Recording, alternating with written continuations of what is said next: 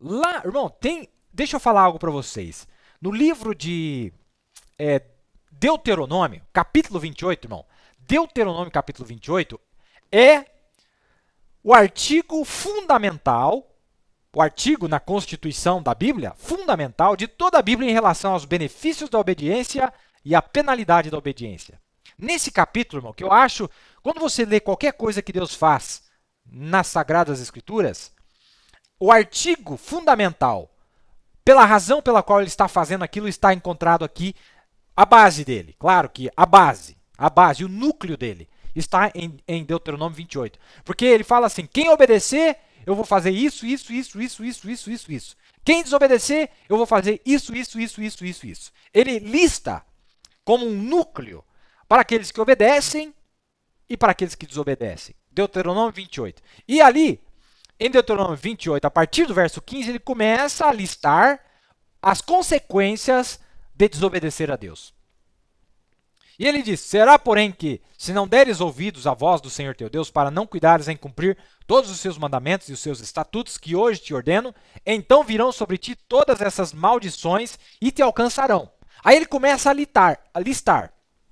Lá no verso 25, ele diz o seguinte, listando as consequências da desobediência: o Senhor te fará cair diante dos teus inimigos, por um caminho sairás contra eles, e por 7 caminhos fugirás de diante deles. E serás espalhado por todos os reinos da terra.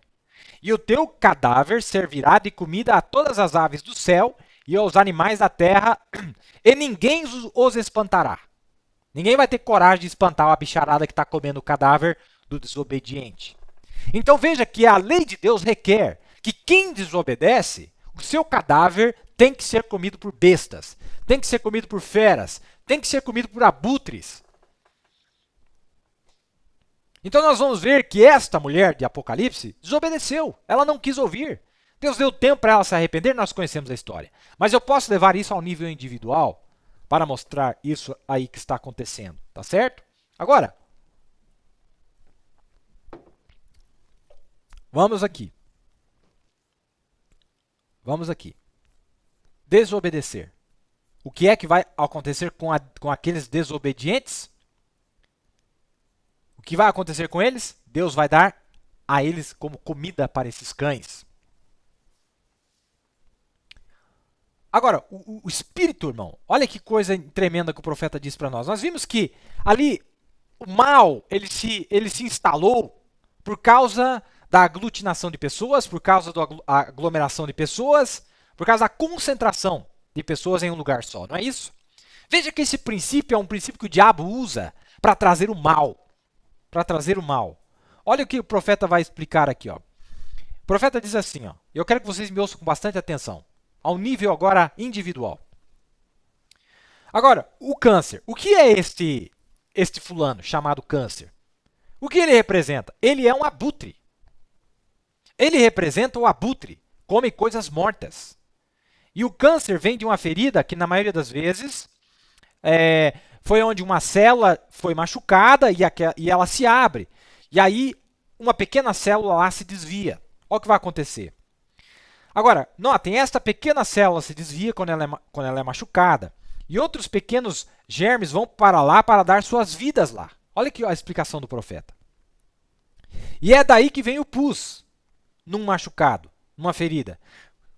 São soldadinhos minúsculos lutando por sua vida. Eles correm para lá para bater naquele veneno, aqueles poderes demoníacos que estão tentando se avolumar lá, e eles dão as suas vidas para te salvar. É isso que produz o pus. Eles são um monte de pequenos soldadinhos mortos, aquele pus que está no seu sangue, ou que está na ferida, que dão as suas vidas para salvar a sua. Quando você vê pus numa ferida, são um monte de células benignas que lutaram contra a célula maligna e eles tiveram que dar as suas vidas para tentar te salvar. Olha, irmão, isso dá uma fé tão grande, irmão, que você pensar que o Espírito Santo pode entrar numa célula tão pequena para lutar contra uma célula maligna, se o diabo consegue entrar numa célula minúscula, invisível aos olhos, ao olho nu, isso significa que Deus também, o Espírito Santo, pode entrar numa célula, pode entrar em outra célula, pode entrar em outra célula e enviar de uma vez só para onde o mal está e atacar este mal. E aí nós vemos que ali eles dão a sua vida, irmão. Quem é que estava agindo ali? É o Espírito de Deus, é a vida. Agora, veja que o princípio do diabo trazer a morte para uma cidade é a mesma coisa. Ele começa a trazer indivíduos maus.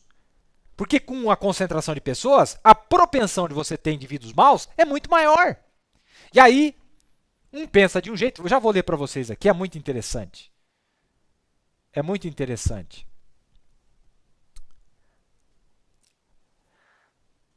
Eles correm para lá, naquela ferida, para bater naquele veneno, aqueles poderes demoníacos que estão tentando se avolumar lá. E eles dão suas vidas. E é isso que produz o pus.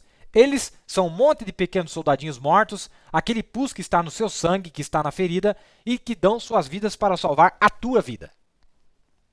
Agora, uma vez que uma pequena célula rejeita lá, e este demônio começa, ele começa a crescer, ele começa a multiplicar células, tá vendo? Olha o profeta explicando. A mesma coisa, o homem começou a se multiplicar na face da terra, isso trouxe o mal, o câncer.